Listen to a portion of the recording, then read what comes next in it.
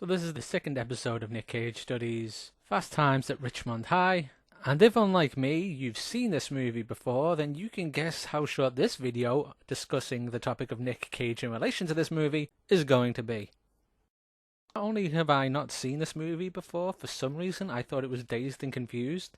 Maybe that's like another cult movie that passed me by. But yeah, I put this on expecting a small Cage role, a line here or there, and that is not what we got. The IMDb blurb for Fast Times at Richmond High reads, quote, "A group of Southern California high school students are enjoying their most important subjects, sex, drugs, and rock and roll." There was not much rock and roll in this. There wasn't even that much drugs, really. Was there any drugs? There wasn't that much sex by today's standards either. I guess at the time this was all very shocking. Do we even need to talk about the movie? Just skim over some points. It's very Americanic. It is groundbreaking for its time. It depicts female characters wanting sex, which makes it doubly groundbreaking. Well, I thought it was going to be like a teenage dating movie. It was not. The main character's goals are just basically screw and make money by the looks of things. Let's just talk about what we came here to talk about. 30 minutes in, Nic Cage scene. Now, according to legend, Nicolas Cage was actually considered for the role of Brad Hamilton, but the studio thought his performance was, quote, too dark, so he probably went full Cage in the audition, and they said no thank you, but they offered him a smaller role, which then got cut down because Cage lied about his age.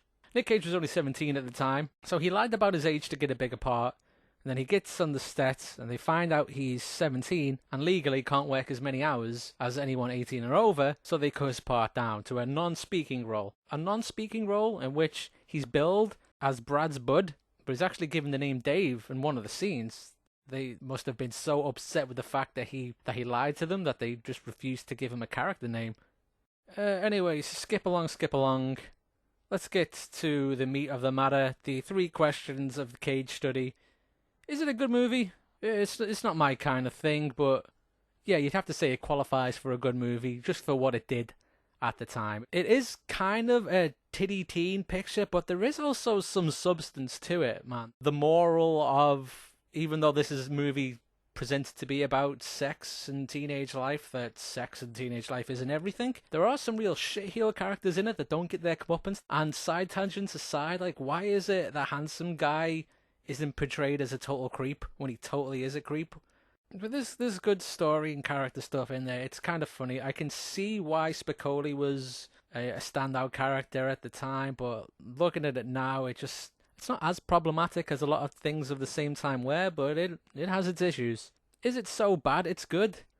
I think this movie is one of those things that will really tie into your nostalgia of when you saw it. If you grew up with this film, I could understand how you would have it built up in your mind as something great. To me, I'd have to say this qualifies as cheesy 80s movie. It's watchable, even though it's not great. So yeah, you're going to have to say it is so bad it's good. Is it a good Cage movie? Fuck to the no. If I knew he was only in one scene, I would not have bothered. I would not sat through the whole thing. I mean, it was good to see it for the cultural zeitgeist things around it, like, you know, the red bikini scene. I did not know that this movie is where that scene came from, and I've seen it parodied plenty, so that was something. But I have sat through worst. And the fact that I didn't turn this off or just skip to the end when it became clear that Cage wasn't going to have more to do in it, it's a plus for this movie. It really should not have been on this list, and that's why I made this episode short and didn't spend the whole thing talking about Americanization of youth culture being in itself the sexification of youth culture. Or more important questions like, does every school in America have a pet monkey? Is that a thing? But anyway, that's that. Next movie on the list is Valley Girl. Another one that I have not seen, but Nic Cage's first top billing, and he's playing a punk, so those are 2 things that speak to me, and I look forward to doing this next month on Nic Cage Study.